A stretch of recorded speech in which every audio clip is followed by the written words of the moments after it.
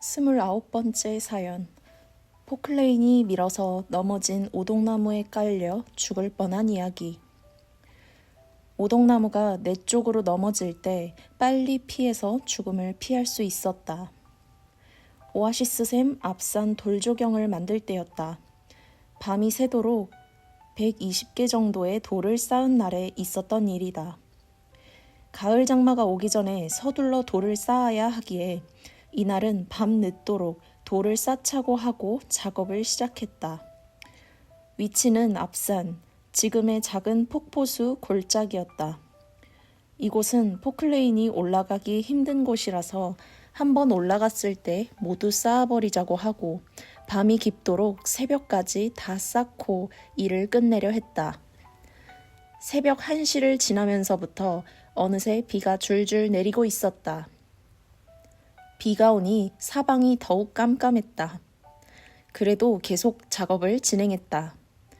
새벽 3시경 돌을 들어 옮기던 포클레인이 조경의 앞쪽을 다 쌓고 후진하던 때였다.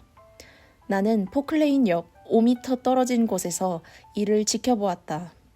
포클레인에서 멀리 떨어져 있기에 안심하고 서 있었다. 다른 사람들은 캄캄해서 잘 안 보이니 포클레인에서 더 멀리 떨어져 지켜보고 있었다. 그런데 내가 다른 사람이 있는 언덕 쪽을 쳐다보는 순간 내 어깨 위로 뭔가가 탁 스치는 느낌이 들었고 나도 모르게 으악! 하고 비명을 지르며 껑충 뛰어 자리를 피했다. 포클레인이 후진하면서 실수로 뒤에 있던 오동나무를 밀어버린 것이다. 큰 바퀴가 오동나무 뿌리 쪽을 누르니 기둥만한 나무가 뒤로 밀리면서 넘어져 내 어깨에 부딪히는 순간이었다. 그때 나는 옆으로 빨리 뛰어 피해서 살았다. 만일 피하지 못했으면 어깨만 부서지는 게 아니라 그 나무에 깔려 현장에서 죽었다.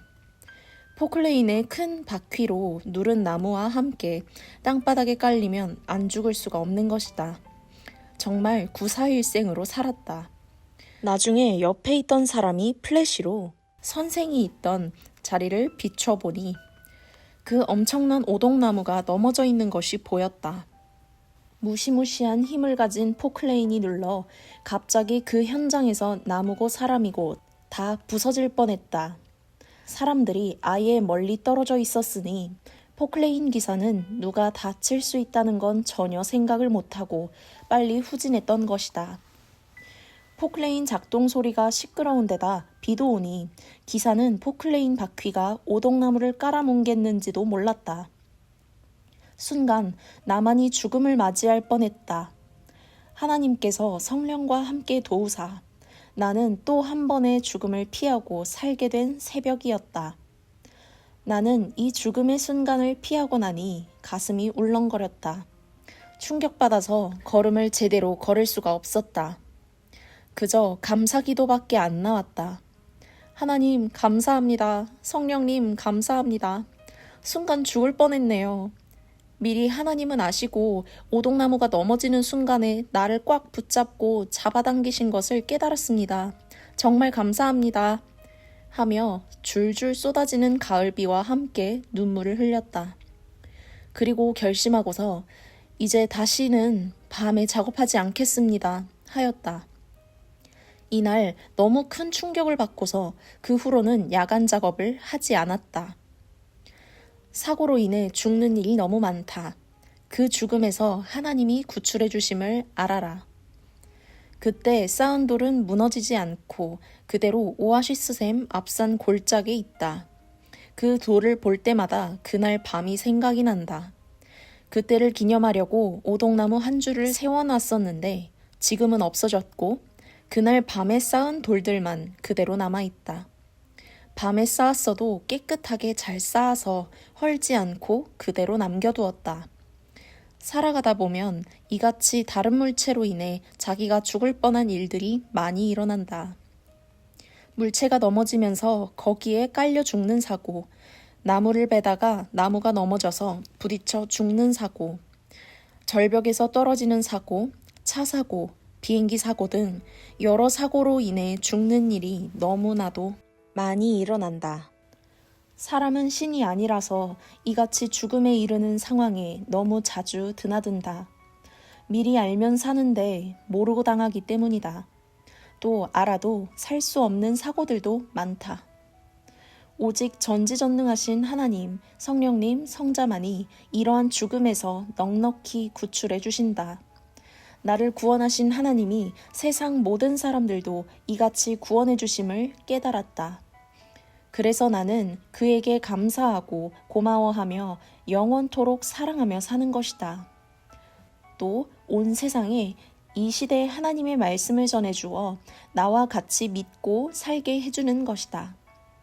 지난날 죽음에서 살려주신 것을 감격해하며 모두 잊지 말고 지금도 하나님이 그때와 같이 환난, 고통, 어려움에서 도와주시고 죽음에 이르는 곳에서 살려주신다는 것을 깨닫기 바란다. 하나님은 늘 고마워하고 대화하며 살기를 바라시니 성령과 함께 감동시켜 나로 하여금 이 글을 쓰게 하고 있다. 영원토록 큰 은혜는 사망으로 갈 영혼을 살려주신 것이다. 사람들은 이 책을 읽고 이 사람은 왜 이렇게 죽을 고비가 많았나 하고 의아하게 생각할 것이다. 일반 사람들보다 일을 수십 배는 더 많이 했기 때문이다. 일을 많이 하는 사람은 어려움도 많고 고생도 많고 죽을 고비도 많은 것이다. 일을 안 하고 방에만 있었으면 이런 어려운 고통이 없었을 것이다.